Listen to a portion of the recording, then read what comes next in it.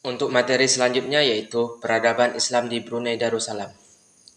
Yang pertama, Islam di Brunei Darussalam. Islam merupakan agama yang mayoritas di Brunei saat ini. Hampir 100% penduduk asli Brunei memeluk Islam. 95% penduduk non-muslim Brunei merupakan pendatang dari Filipina, India, Cina, dan lain-lain. Jika ditotalkan, 98% penduduk asli Brunei memeluk agama Islam dan 40% penduduk pendatang merupakan Islam. Jika digabungkan, seluruhnya 78% penduduk Brunei memeluk Islam. Dilihat dari sejarahnya, Brunei adalah salah satu kerajaan tertua di Asia Tenggara. Sebelum abad ke-16, Brunei memainkan peranan penting dalam penyebaran Islam di wilayah Kalimantan dan Filipina. Sesudah mereka, pada tahun 1984, Brunei kembali menunjukkan usaha serius dalam upaya penyebaran syiar Islam termasuk dalam suasana politik yang baru. Di antara langkah-langkah yang diambil ialah mendirikan lembaga-lembaga modern yang selaras dengan tuntunan Islam.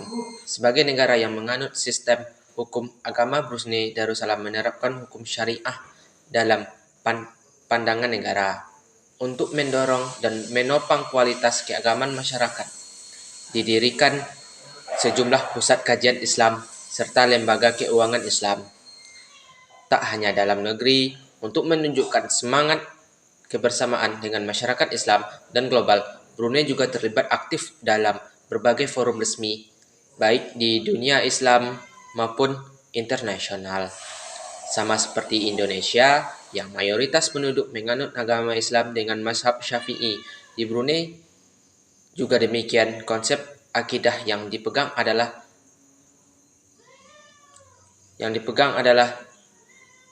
Ahlus Sunnah wal Jamaah. Bahkan sejak memproklamasikan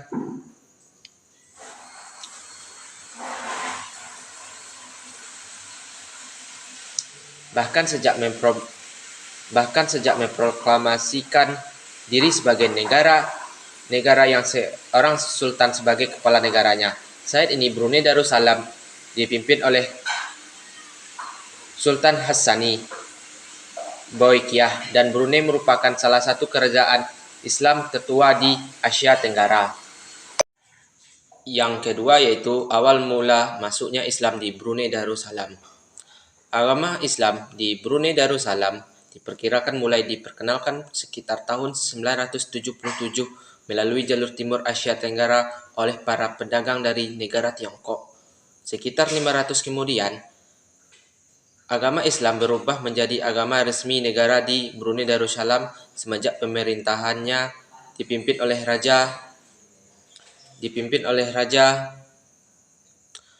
Awang Ala Batetar. Raja Awang Ala Batetar masuk Islam dan berganti nama menjadi Muhammad Shah sekitar tahun 1406 Masehi. Islam mula berkembang dengan pesat di Kesultanan Brunei sejak Syarif Ali diangkat menjadi Sultan ketiga Brunei pada tahun 1425. Sultan Syarif Ali adalah tercantum dalam batu tarsilah atau prasasti dari abad ke-18 Masehi yang terdapat di Bandar Seri Begawan, ibu kota Brunei Darussalam. Selanjutnya, agama Islam di Brunei Darussalam terus berkembang pesat sejak Malaka yang dikenal sebagai pusat penyebaran dan kebudayaan Islam jatuh di tangan Portugis pada tahun 1511. Banyak ahli agama Islam yang pindah ke Brunei. Masuknya para ahli agama membuat perkembangan Islam semakin cepat menyebar ke masyarakat. Pada masa Sultan Hasan atau Sultan ke-9, masyarakat Muslim Brunei memiliki institusi-institusi pemerintahan agama. Agama pada saat ini dianggap memiliki peran penting dalam memadukan negara Brunei ke arah kesejahteraan. Pada saat pemerintahan Sultan Hasan ini, undang-undang Islam yaitu hukum kunun yang terdiri dari 46 pasal dan 6 bagian diperkuat sebagai undang-undang dasar negara. Di samping itu, Sultan juga telah melakukan usaha penyempurnaan pemerintahan antara lain dengan membentuk Majelis Agama Islam atas dasar Undang-Undang Agama dan Mahkamah kepada tahun 1955.